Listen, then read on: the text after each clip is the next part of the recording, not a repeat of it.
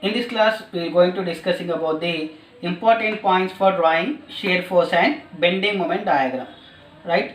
So, in order to draw the shear force diagram and bending moment diagram, we are having certain rules and regulations. What are those rules and regulations? We will go to in detail. We have to discuss. We are going to be discussing this class. Right. What is the first point?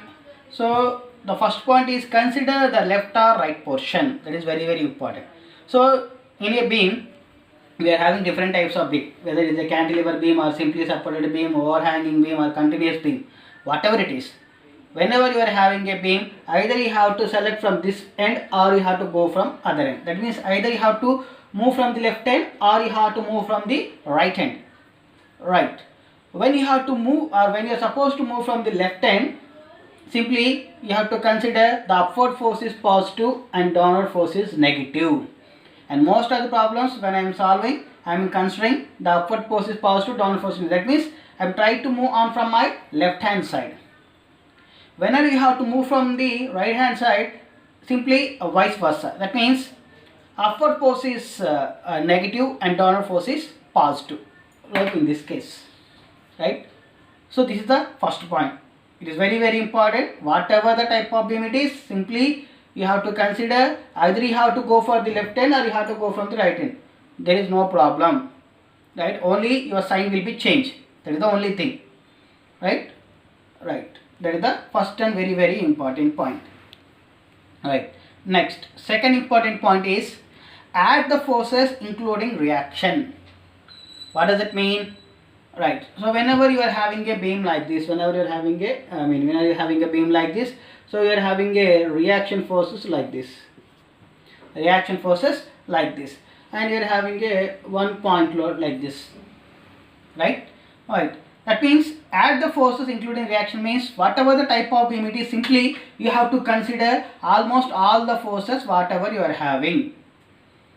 That means not only point load including reaction forces, you have to consider, you are supposed to add reaction support values also.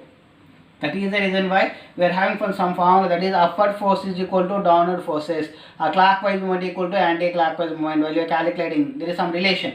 That means upward force and downward force means reaction force is also one type of force. You have to consider, right? In order to balancing this beam, we are having those reactions and your loading conditions. Whatever the loading conditions we are acting on your beam, including loading conditions, you are supposed to consider reaction force also. Then only you will get the exact bending moment diagram or exact shear force diagram. Right? You are not supposed to neglect the reaction forces. That is very important. Right?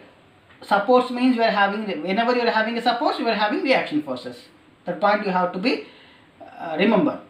Right? So this point is also very important point. Add the forces including reactions. Whenever reaction means whenever you are having a support, on the particular case you are having reaction, right? Right. You are having different types of supports, right? You are having fixed support, roller support, hinge supports, likewise. Next, third important point is positive values for shear force and bend diagram plotted above the baseline. Very easy. That means whenever you are having a positive value while you are drawing the shear force and bend, that means simply you are having a baseline. Suppose we are having a baseline, right? That is the baseline, and plus values are and minus value. You are having a baseline, and above the baseline you are having positive value, below the baseline you are having a negative value. That means all the positive values are to be drawn above the baseline.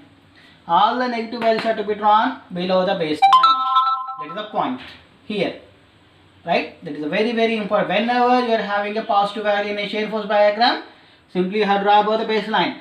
First you have to draw a baseline or reference line, whatever it is. You can call it as a baseline or reference line. Above the baseline positive value, below the baseline you are having a negative value. That is very important, because in order to represent whether it is a positive value, negative value, you have some reference line, right? So that is the reason why we are doing that. Above the baseline positive value and below the baseline having negative value. Right? Vice versa also it is correct, no problem. But most of the cases we try to draw the simply above the baseline positive value and below the baseline negative value. Get the point. Next, another important point is the shear force diagram will increase or decrease suddenly, right? This is also very important point. Will increase or decrease suddenly, right? In some cases, while you are drawing your shear force diagram, bending moment diagram, your load will be constant loading, and some locations were having sudden increasing and sudden decreasing, so that it will be a sudden reaction. That means, suppose you are having a beam like this. So in this case, suppose you are having some value 200 newtons, up to from B point you are not having no loading condition, and again you are having some 1000 newtons, right? Suppose from 200 to 1000 means we are having drastic changes. That means in a shear force diagram, you may have sudden increasing or sudden decreasing, or sometimes you are having a constant loading condition also. There are three possibility cases. We are having a no loading condition means constant load, or you are having a sudden increasing or sudden decreasing in a point loading condition. So that point also you have to, there is no such rule, you have to maintain uniform throughout of your beam. Throughout your beam there is no such kind of rule, you have to maintain constant. That is very important. You may have increasing value or you may have decreasing value. That is the point here, right? Next, another important point is the shear force between any two vertical loads will be constant. Hence, the shear force diagram between two vertical loads is horizontal. That is also very important. Suppose you are having suppose two vertical loading conditions. Suppose you are having a beam like this. Suppose you are having a beam like this, and you are having forces A, and you are having point B. Suppose you are having 200 newtons and you are having 300 newtons, right? In between A and B, you are having no loading condition. That means the load is constant. So whenever you are drawing a shear force diagram, suppose you are drawing a shear force diagram, upward force is positive. From this point to this point, that means from this location to this A location to B location, you are having a constant loading condition. That means 200 load is to be maintained from this point to this point.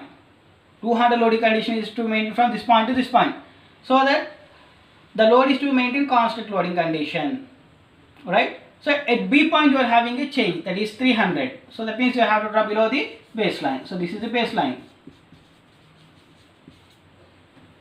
Likewise, right? That means the shear force between any two vertical loads will be constant. That means from A to B you are having a constant. That means 200 loading condition to be maintained from A point to B point. Hence, shear force diagram between two vertical loads will be horizontal. So that we are getting a horizontal line. This is the point. That means you have to remember this point. Whenever you are having a constant loading condition, then you will get in a shear force diagram a straight line. Whenever you are having a varying loading condition, that means uniform loading condition or varying loading condition, you will get a straight, you are having the slope lines like this. It will be increasing slope or decreasing slope, or automatically depending upon the problem. It depends upon the problem, right? So these are the major important parameters while you are drawing the shear force diagram, bending moment diagram. Here most of the case the point represent the only shear force diagram. What about the bending moment diagram? That means in a bending moment diagram, whenever in a bending moment diagram, you simply note that suppose you consider a beam like this, you are having a point load here.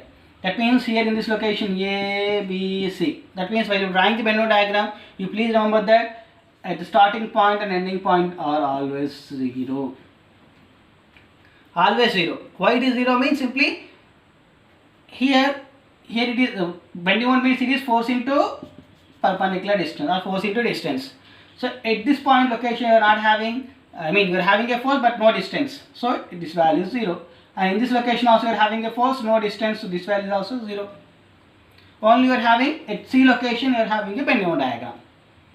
So that is the reason why I represented that positive values of shear force and bending diagram plotted above the baseline and negative values are below the baseline.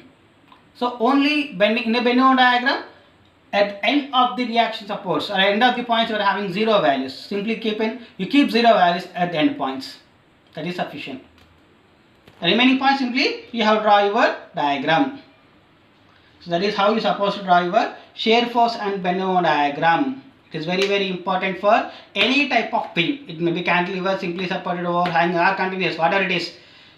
These points are very important. While you have to keep note while you are drawing shear force diagram and bending moment diagram. That's it.